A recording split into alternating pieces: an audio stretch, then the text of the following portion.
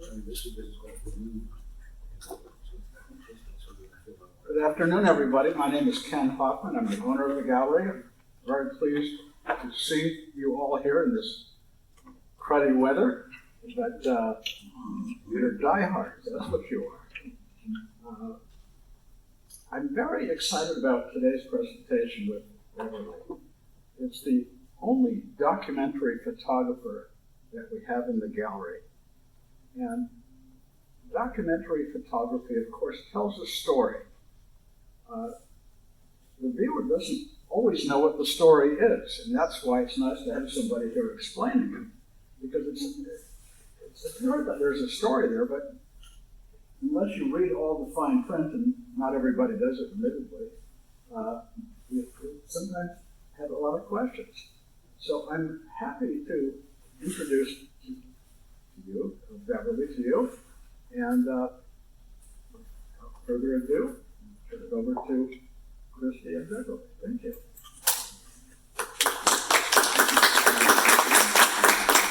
Thank you. Before we get started, I just want to ask that if you are here and you have a cell phone with the ringer turned on, if you would please set those to silent. We are recording this evening, and that'll just help noise levels be managed for that. All right. Okay.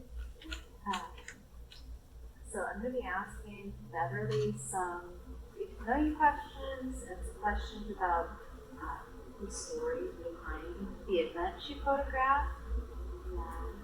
Wow.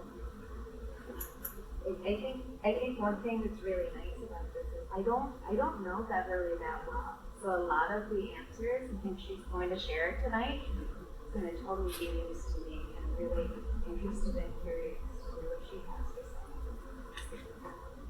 So, Beverly, how did you get started in photography? I first got started in photography when my sister and her boyfriend set up a darkroom in my parents' holiday room. I became so excited about it. I got excited about the pictures they took, and then very excited about the darkroom. To me, the darkroom always looked like magic. After that, I started going to photography shows in San Francisco, and became so interested in it then that I enrolled at San Francisco City College in the photography program. You've been in this area for a long time? Yeah, but then moved away for quite a while. But grew up in San Francisco in the Bay Area. In fact, I grew up when I was in the third grade. My parents moved from San Francisco, and I lived just a few blocks away from here in the Dare Gardens. Oh, that's right. Yeah. I lived at 17 Mohawk, which is just about a block and a half away. So it's kind of strange.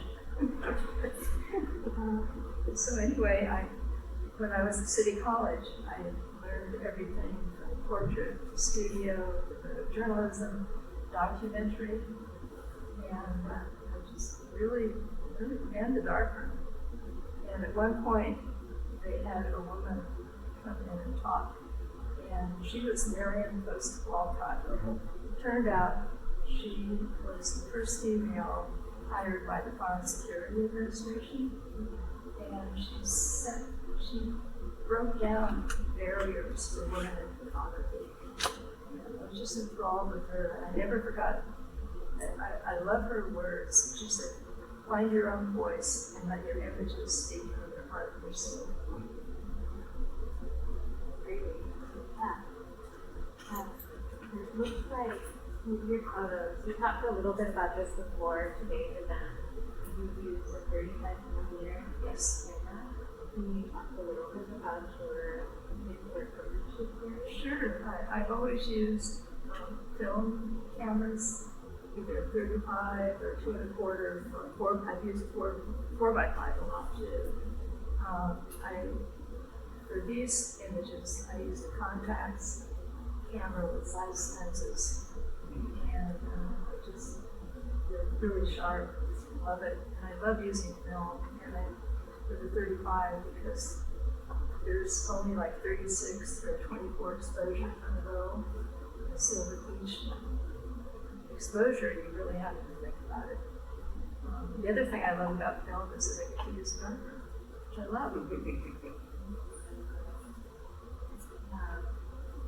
So for this event, you took photos of the Appleby horse fair, also known as Appleby Youth Fair.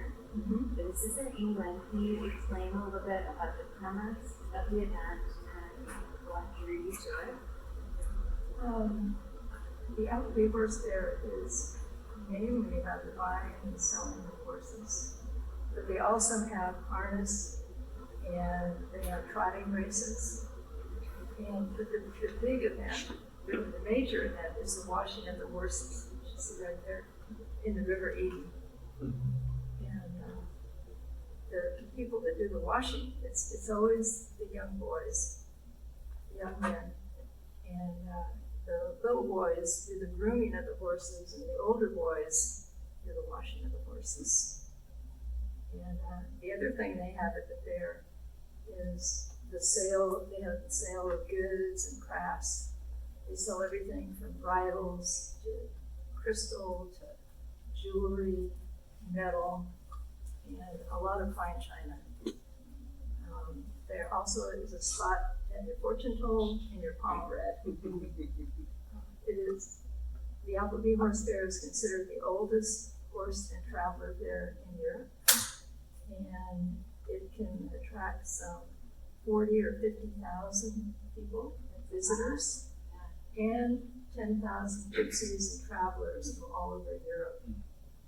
But the main thing, one of the most important things is that it's considered a family gathering. It's where the gypsies and travelers can celebrate their culture. Great. So for an event that size, are a lot of people coming in as tourists or with the intent to purchase horses or goods? Okay. They even come from the United States. They come from everywhere. What about the event made you want to go or want to photograph it? At the time, I was living in London. Okay. And so I had done a lot of reading about the fair. And I just was always interested in the travelers and the gypsies. Plus, I had a friend from California who was going to come and stay with me for a while. And she was very excited about it and said that she would take notes while I photographed. So it was just perfect, absolutely perfect. Really cool. Yeah, I feel like when I've had the opportunity to travel, it's just a nice, simple thing to give yourself permission to be curious. Oh, yeah. Explore. Definitely true. So, this is one event you photographed of many, not necessarily events, but interesting locations or situations where it seems like the people in the photos might be a little bit private, or a person might need to be invited in or permitted entry in order to take this sort of photograph. Everybody in the photos, they all feel very comfortable, like the person in them isn't starkly aware that the camera is pointing at them. How does that happen for you? Or it seems like you must have a way or approach to work with people. Can you talk a little? Well, my camera is always out there. Okay. But I never take a picture in a situation like that without asking. And I always try to get, most importantly, I think in documentary photography is to get to know the people and to talk and, just have a lot of conversation and get comfortable instead of just barreling in. And like street photography. It's so different than photojournalism. So that's really like to take my time and get to know the people. And then they get comfortable, hopefully. Were these all taken in one day or over the course of a few days? I was probably there about 2 weeks. Oh, okay. The fair only goes on. That makes sense. It's a long time. No, the fair only goes on for about a week. Okay. But I got there earlier with my friend so we could see them coming in and set up, and that was a good time to meet them. And then saw them when they left after they left.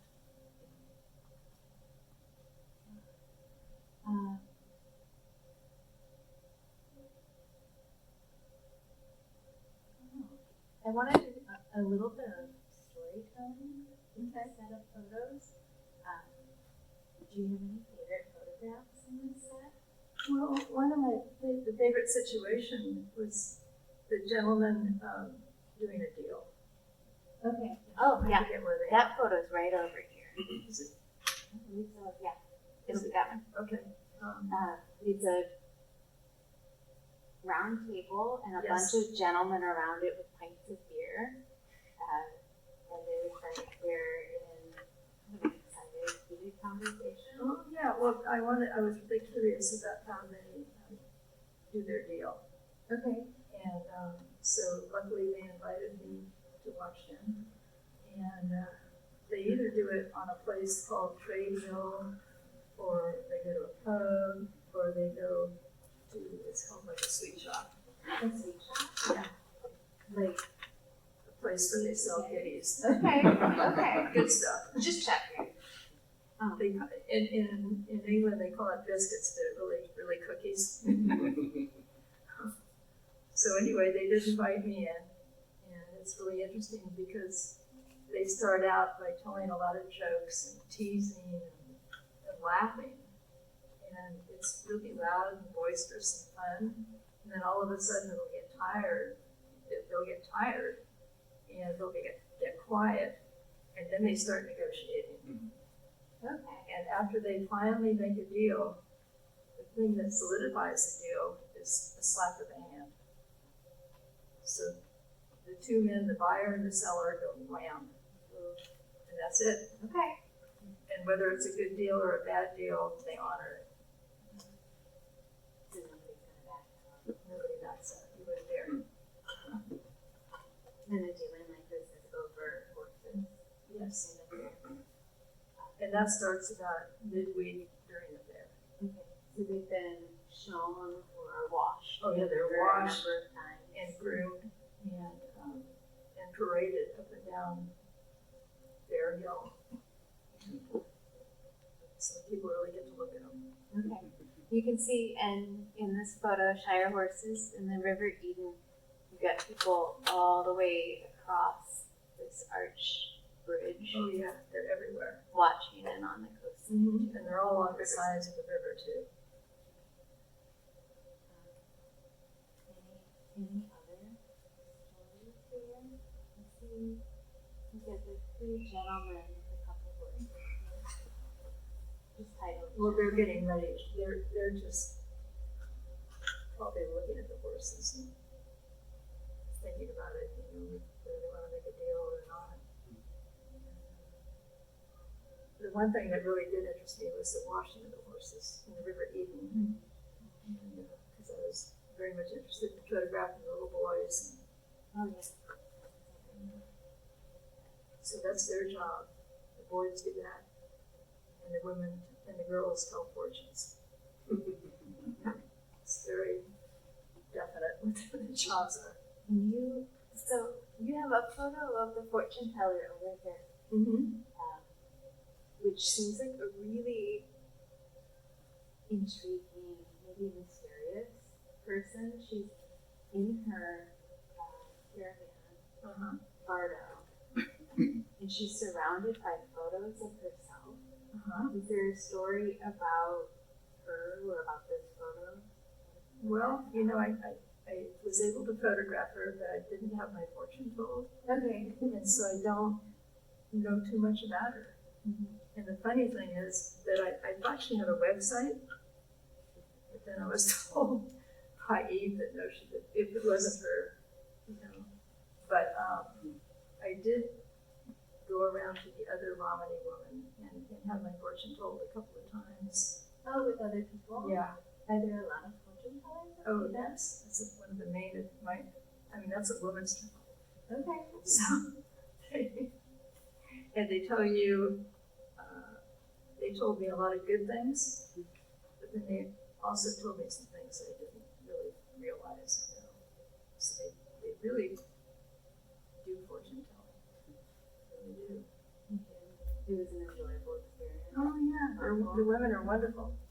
They they're sitting in their caravans or bardos, and whenever a passerby goes, next to them. They'll call out and ask you to come in. And they'll tell your fortune or your palm. And they do use crystal balls too. And they do psychic reading. And they can also do spells and get rid of any kind of curses that you might have. It's very important. The website you mentioned has a similar listing. It was in researching for this talk. We Yes. thought maybe we had found that fortune teller, and it turns out there is another fortune teller that goes by the same name, and she has a website and reads fortunes by email. Yes, you can do. But yeah. she's so nice. It's about 20 pounds. It costs and take about 30 minutes. And I was so sure this was Romany Star that I knew. But We thought so too. We were going to send it out in the newsletter. If you Thank God you fortune didn't. by her. I had other people that told me too that she had a website. Asking questions. Oh my God. So you, I guess I'm gonna go off script here just a little bit. Oh, sure. This is one set of many sets of photos you have. Mm-hmm. 10 photos in a really nice, tight, what I call a tight edit. It tells a nice story. It's very concise. Would you like to talk a little bit about some of the other locations you photographed? I have a little list. Because it's a lot. So, if you don't mind, I'll read it. Oh, I don't mind at all. Okay. It's, first of all, I worked for a newspaper in Utah, and I did a lot of photography in Utah on all kinds of events there. What newspaper? It was called the Wasatch Wave Okay. in a little itty bitty town called Heber. And so I just, through that newspaper, I did a lot of little projects. But then I lived in Colorado, and I photographed for Pro Rodeo Sports News. And so I started really photographing all the cowboys. A lot of motion. And I used to follow, I was a reporter and photographer for Pro Rodeo Sports News. So are both of these assignment based? Yes, Okay. that was assignment based. But then I moved to Boston, and I photographed the Cape Verdean community in Boston. And I did that for about 6 or 7 years, because I was living in Dorchester, which they were all around me, the Cape Verdeans. I don't know. They come from West Africa. They're actually off the coast of Senegal, and they were taken there by the Portuguese to work on their plantations and things. And so eventually they came to Boston. People started coming to Boston, and what they did was they worked on the boats, on the whaling boats, and then they would get off and end up in Boston, and had a huge community. And so I wanted to photograph them, got to know them really well, and they were all Catholic. And so there was a priest there that I contacted and showed him my work. And he said, I will tell the people about you. And said, you come next Sunday. And he announced in church that I was going to photograph them, and they should be very nice and polite to me. It's nice to have a warm up. And he was a monk, and his name was Father Pio, and he wore little sandals, and he had lived in Cape Verde for a long time. When was this filmed? Pardon me? When was this? This was in the 90s, late 80s and 90s. And then they had a huge community of Cape Verdeans, and they had a consulate. They also had their own airplane. So I went to the consulate and showed them my work, and he gave me a grant to actually go to the Cape Verde Islands. And when I went, I had taken so many pictures then of the Cape Verdeans, and they all were, at that point, wanted to go back and see their families. there were like 7 islands off of Senegal, and they came with me, so the plane was full of all the people I knew. And so it was just absolutely wonderful. And they all invited me. I stayed on each island and stayed with their different families. It sounds amazing. It really was. Able to speak for itself. They were lovely. And it was a little rugged, because there weren't always facilities. And you had to go up on the hill and do whatever. But the people were fantastic.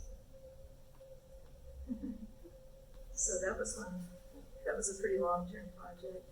And then when I was in Boston too, I also documented the cranberry workers. They were on the Cape. Cranberries float to be.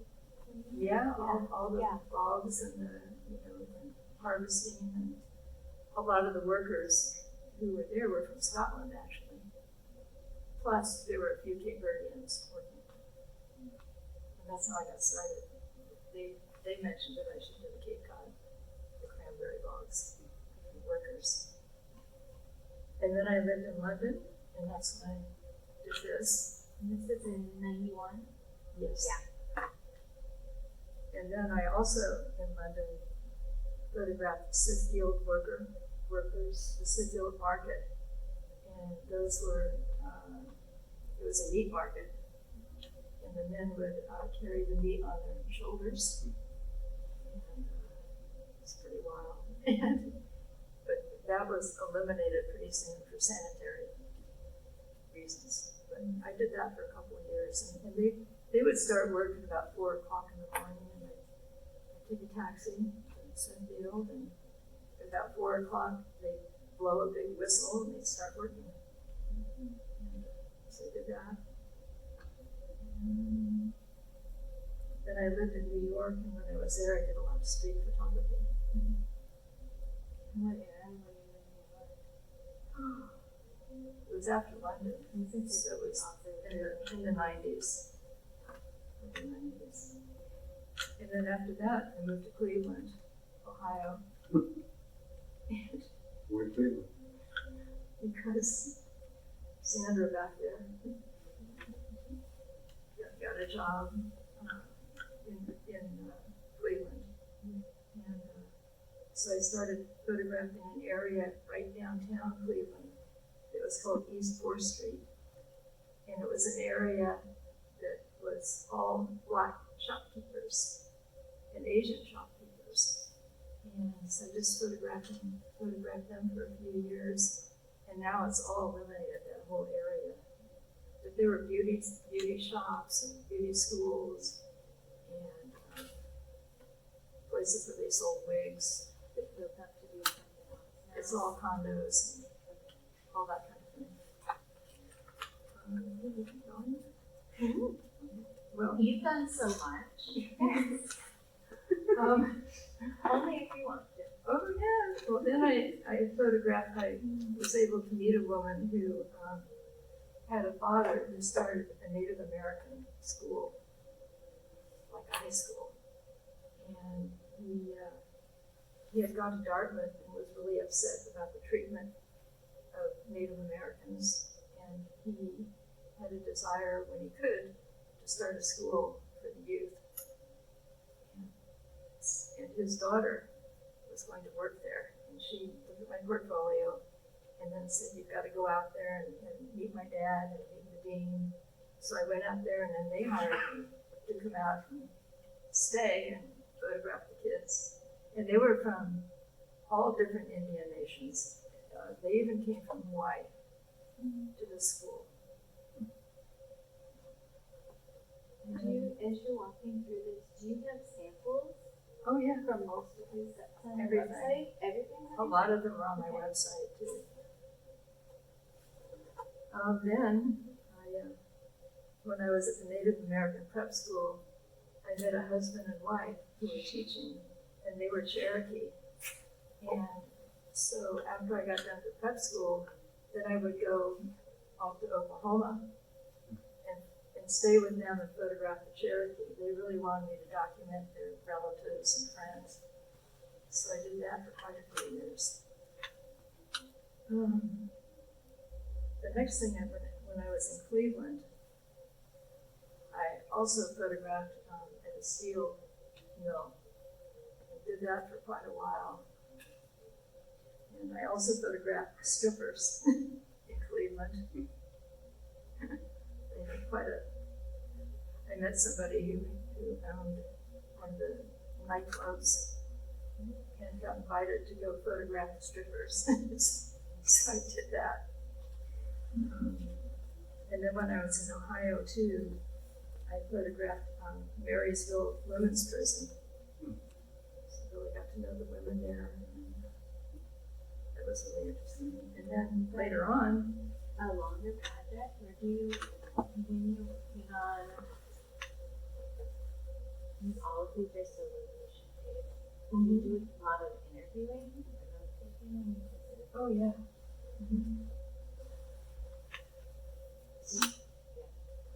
I did. So I became really interested in steel workers. And then I found out about Weirton Steel. And I went out there and talked to them and did that, photograph the workers there for a long time. Everything from the blast furnace workers to the tin mill to everything. Did that for several years. And now that is no more. It's all gone. Was there something specific about that steel mill operation that attracted you to it? It was very old. It had been there for years and years. And I like to meet workers. I feel like a lot of, not all of it, but a lot of what you photograph, they both seem like very private communities, but also, at least the way this photo set looks, I feel like all of them are sandals. They have, it's not necessarily entirely timeless. They feel a little timeless. A lot of it's them hard to do that. pinpoint exactly when they're taken. And then I photographed migrant workers in Michigan, blueberry farm workers and potato farm workers. And now I'm doing, well, then the project I did was, I started, when I was in New York, I forgot to say this one, I started photographing the Hasidic Jewish community, and particularly the women. And at that point, they were very much rebelling because they could not get a divorce, but the men could get a divorce. So they would picket out in front of the rabbis' houses, and I would photograph them. Did that result in change? Yes. The woman that I started photographing and was able to let me do it, have me do it, has a divorce. So it worked out.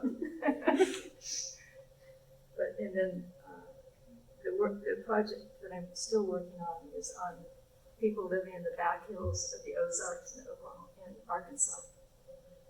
That's another really incredible set of photos. We just sent an article from All About Photo out over our Oh, and did that. well, and the high level review. One featured photo, Oh my touched on a goodness. couple others, but you got the whole photo set also featured. Oh my goodness, I didn't know. And that's still currently in progress? Yes, when I can travel again. Okay. Yes, as soon as I can go out there. I want to keep doing it. But when I go back, I want to really concentrate more on the Byoung people and the Marshallese and the Black population. I've done a bit of each, but not as much in depth as I want to do. It sounds like you still have a lot of work on. Not just that, are there other projects you want to be pursuing? I really want to just go back to the Ozarks and continue on that one right now. And you said, so before we sat down, I had asked Beverly about her camera setup, and she said that you're building out a turn home right now? It's almost done. Then do you have more photos from other excursions or trips you've taken that you want to be processing? Probably just catch up on some things that either sold or don't have a copy of. Okay. Like there are different pictures that I would have wanted to have in here, but I didn't have a good print of it. That makes sense. So that kind of thing.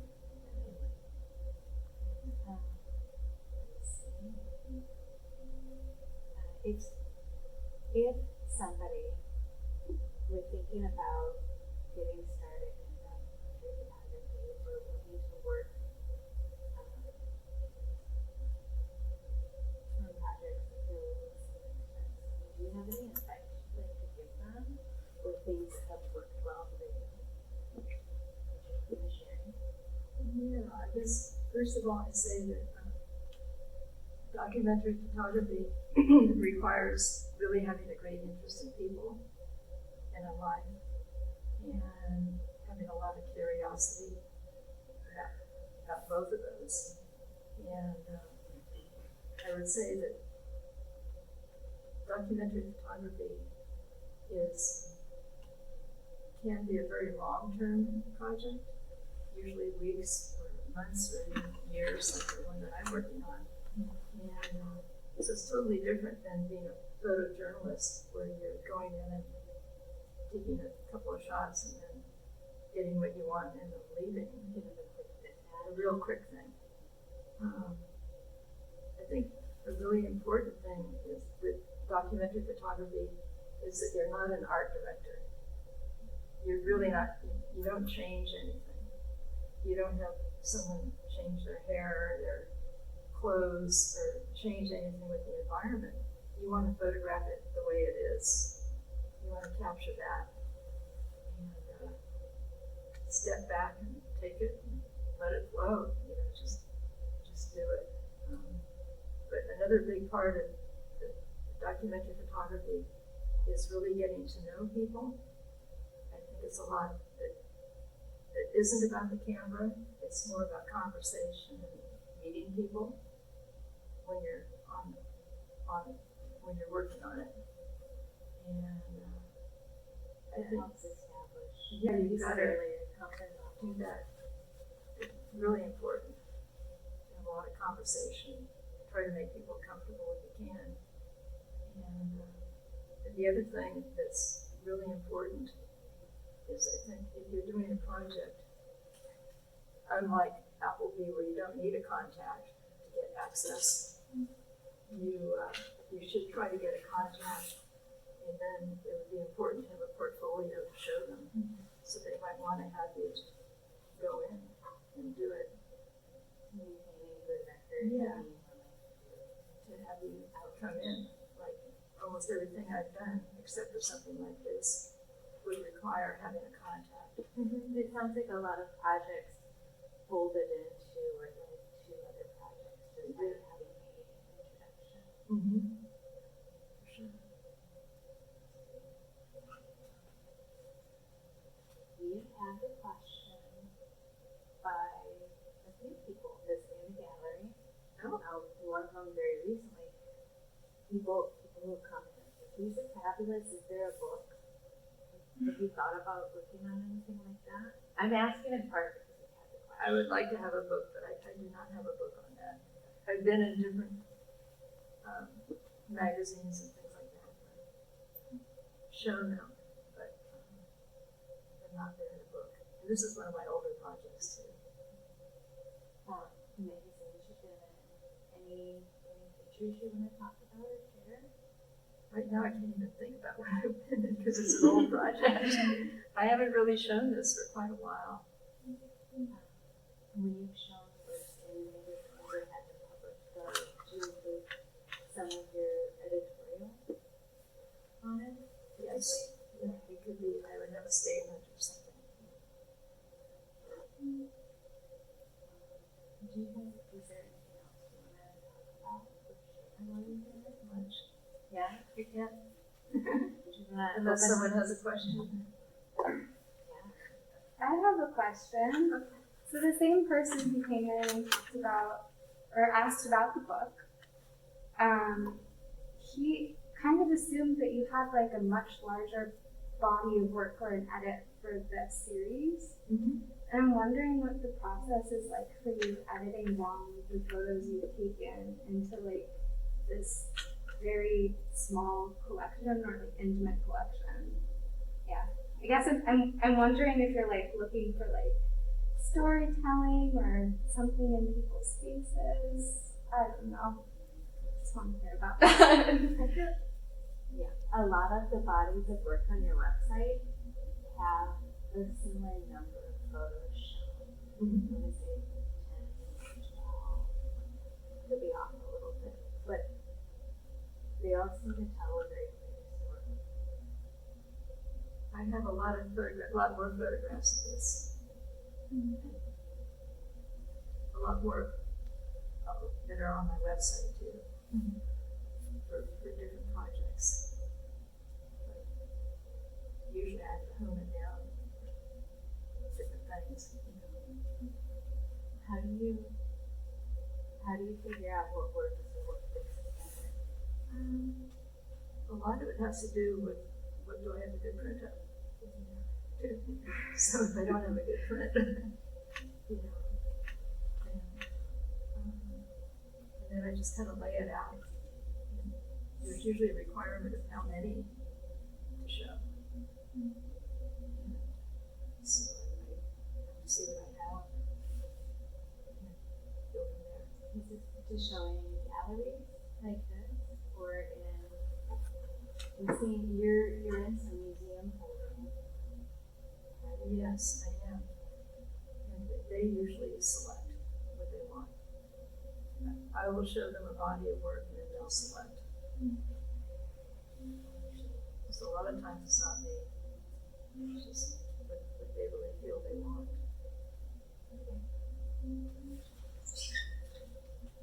Beverly, and your work is lovely. I mean, it's so distinguished, and I mean, some of these images just strike me so iconic.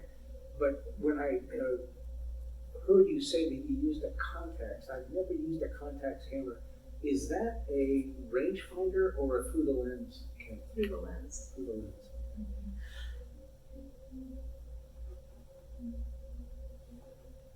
I grew up in Cleveland, so. So you know the East 4th Street. Well, you know, I'm not sure it was still there. I left to go to school in 1972. I shouldn't say that, but I don't know that neighborhood was still there. But I don't think I ever got down there. It was a little bit of a between neighborhood, between the downtown and, as I recall, and blocks. and the ghetto, which really began around, as I recall, around East 12th Street, going farther out. East 4th Street area, I don't recall. But, Oh yeah, was it? I mean, yeah, I did that later. but I know I photographed some of those steel mills and had some. LTD? Yes, that's right. And that, I remember going down there for the 4th of July in 1994 and going down to try to photograph the steel mills at night. Some of the blast furnaces and some of the vapors coming out of the smokestacks, and discovered to my chagrin that I had lost the mounting bolt for my tripod on the airplane. So I had to actually rest the camera on the hood of the car and hope for the best and a long exposure, just as the security guard was coming over and said, "You can't photograph." Actually got a good image, but the flats, that flats area, which has now become very gentrified. Yeah, it's gone. It's something else. I mean, it's different. Now it's an entertainment district, really. But in the old days, I mean, I grew up in the 60s in Cleveland when the river, that was the river that caught fire, and the river that was so polluted that they didn't call was flowing through the water. It's a very different place now. I've been back for a while, but I know the flats are totally different. Yes. But back then, you could go down there, you could still drive in, and there would be trucks hauling hot slag from, that would come out of the blast furnaces, and sometimes a rock or two would fall out of the truck, and would sit there glowing in the middle of the road. It was unbelievable that people down there. Very very industrial place. Most of those plants are closed. Yeah, it's like the Weirton steel. It's pretty much gone. Yes. Except for a tin mill. Where did you live when you were in Peru? Sandra?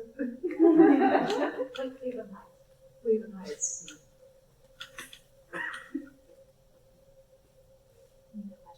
Yeah, this is such a moving and beautiful body of work. I have two questions about it. Okay. The first is, I think a lot of what spoke to me, in addition to the visuals, is the history that this fair is so very old. Mm-hmm. And I wondered if that was something that spoke to you as you took on the project, and maybe in what way, maybe how that might have influenced how you felt about it or felt about the photos you were taking. And then I'm just wondering also if you were able to go to the horse fair another year. No, Yeah. I would like to, but I moved away from London. But this last year, in 2020, they didn't have it. And then there was one other year they didn't have it. But other than that, it's been going on for a long time. And then that history piece, is that something that you wanted to bring out? I mean, it seems like you did. It just seems like it's an important part of this work, is considering how the long tradition. Oh yeah, for everything, for the everything from the palm readers and the fortune tellers, which in England, the palm readers of the Romany did that there, introduced it in the 1500s. So, and as far as the tradition of washing the horses in the River Eden, that was from the 17th century. It's a tradition that's been going on since then. So a lot of it is going on for a long time. With the horses being washed in the river, is it just almost like a more showmanship and grooming, or is there something more to that tradition? It's much more. Well, it is the washing. And, I mean, I think I said that it's the boys' job to do that, but they do it in preparation for the sale. Yeah, I was just wondering if there was something more symbolic about it. The whole goal is for the sale. And they also, in addition to washing them in the river, they also ride them through the town. So one thing I found out, and this is recent, they had said that they were given this area in Appleby to go to through a charter, and I think I even wrote it up here, from King James II or something. But then they just recently found out that's not true, even since I started this project or read about it lately, that really the charter was dismissed. So it was set up like in the 1700s instead of in 1665 or something for them to go. They've been illegal then. Since 1700. Beverly, you mentioned that it's not about the camera, and I think that would apply to every photographer that's represented in this gallery. It's kind of like this story about the woman who says to the photographer, "You must have a wonderful camera. These are great pictures." And he said, "Well, you have a restaurant, don't you? Your food is very good. You must have a great stove there." It's not about the equipment. No, not. That would apply to all the photographers in this gallery.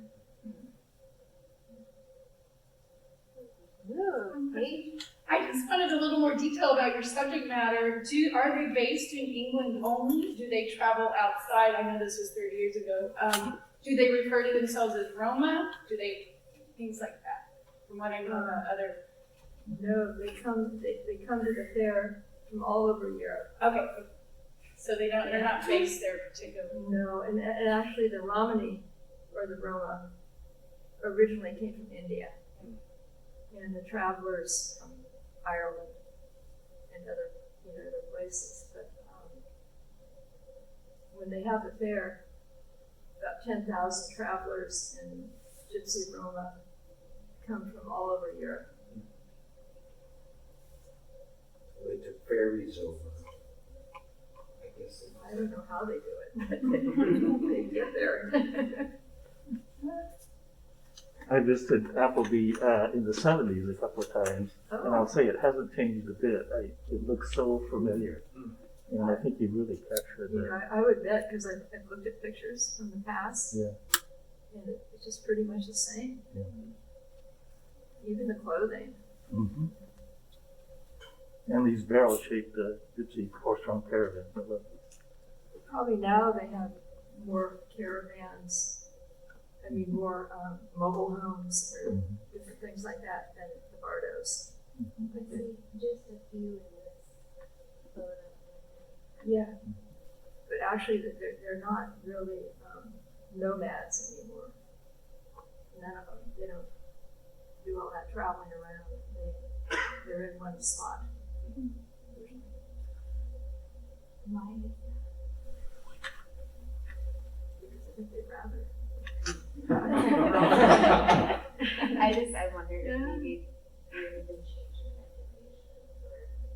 But there's a lot of discrimination going on. I have so many questions. Why don't we start with technical? How long have you been doing this? Since about 1978. How many images have you taken over that period of time, and where are they? They're at home. Where, in a box or in the computer? Or? Oh, I have all kinds of portfolio boxes. like negative sleeves. Oh, the negative. I have all my negatives, and I have contact sheets, and then with each project, I have them in a nice black box. So if I want to see some of these for example, for exhibit, how do you get that information to me? I would make an appointment and show you whatever you. We're not going to do that. How do you do that electronically? She has a website. I have a website. Oh, I have a website. But in my question relates to, you must have tens of thousands of images by this point. I do. Have these been scanned and put into a database of some kind that you can pick from and show me? No, I could do that. I work with a graphic designer who does all that for me if I need to. She does that for me, actually. You just, I'm not technical that way. Instead of good help. Yeah, and she's wonderful. She's a woman that I met in Michigan. She's also a photographer, but she's a graphic designer. do you still shoot film? Yeah. And you're still in the I haven't darkroom lately. yourself? But I will do it, and I'm setting up my darkroom.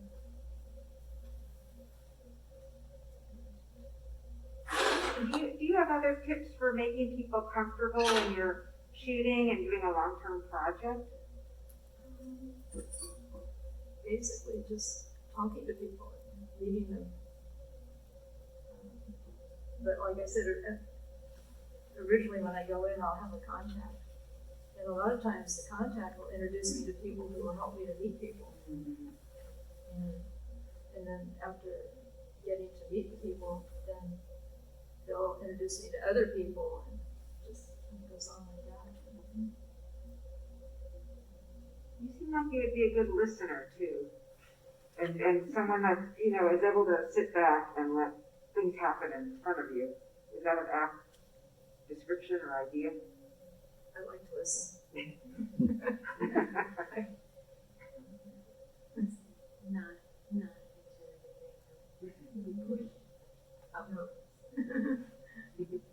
I'd like to hear a little bit about your lifestyle. And like, do you go from one project to another, and the uncertainty in between projects? Are you deciding, like, if you don't have a project lined up, are you just motivated to go out and get one, or are there people that contact you to say, can you go shoot something for me? And what do you do with? I'm sure there's time in between projects, and as a documentation photographer, how do you do? I kind of let people, a lot of people just tell me about things. A lot of times I'll read about something. So And it's do it. self-motivated? You just find a project and you're like, I'm just gonna go do this? Yeah, I do, or I try to. Yeah, no, just like it, oh yeah, that's I'll just get really interested in something and And then you try to find sponsors. try to get a and stuff. contact. Making money doing it or finding sponsors. A lot of times in the past, when I found a project like East 4th Street, I was working for Huey's delivering flowers just to try to get money. And when I would do that, I'd often have my camera around my neck and I'd be delivering flowers. And that's how I really started photographing East 4th Street. I was delivering flowers around there, and then I started meeting the shopkeepers. you were just in the area. Yeah, but a lot of times it's been because I've had another job, and sometimes nothing to do with photography. And that was more of Pat's. I want to ask you about the fortune tellers. You said you had your fortune told a few times. How accurate was that? Most of it was just really kind words. But then there were some things that they would say that were pretty accurate and insightful. It's really interesting. I think they really have a gift. A lot of them do make a living doing it, but I do think that a lot of it's from the heart, you know. And they don't tell fortunes of people who aren't. They don't tell fortunes of people who are Romany. They have to be non-Romany. Why is that? Why is that? I don't know. That's just the way they do it. Keep peace. Probably they don't want anybody to get agitated. But it's just part of their tradition.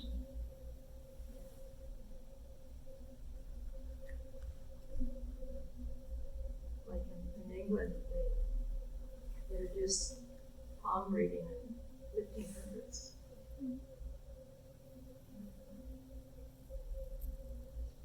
But now the British have said that it has to be considered a form of entertainment.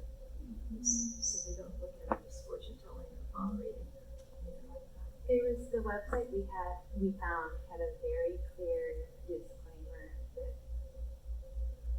we must stay consistent. That's where I got it too, from the website. It was very it's very specific clear. wording. It seemed like it must be something that they're a regulation. And in a lot of places they have a regulation.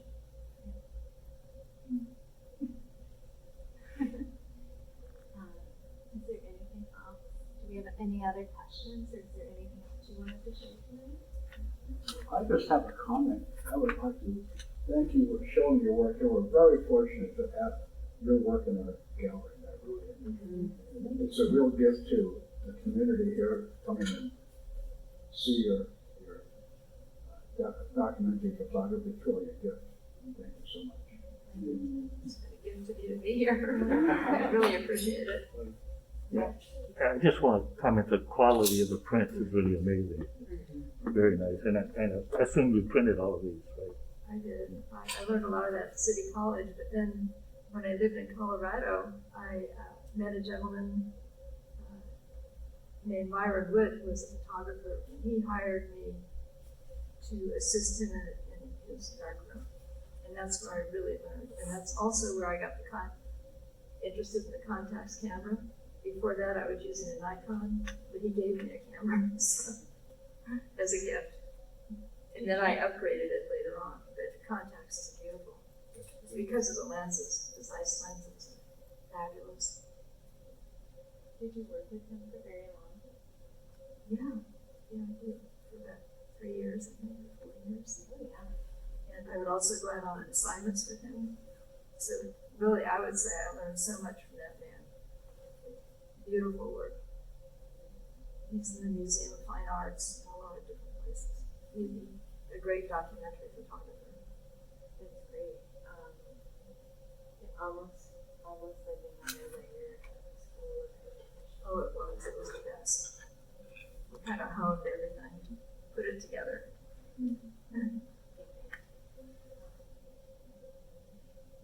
Just thank you so much for joining us.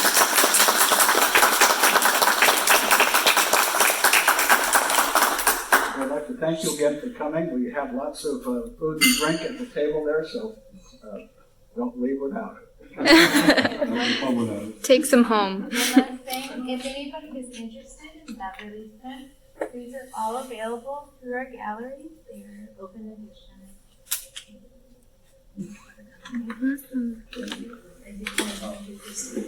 How do you find this?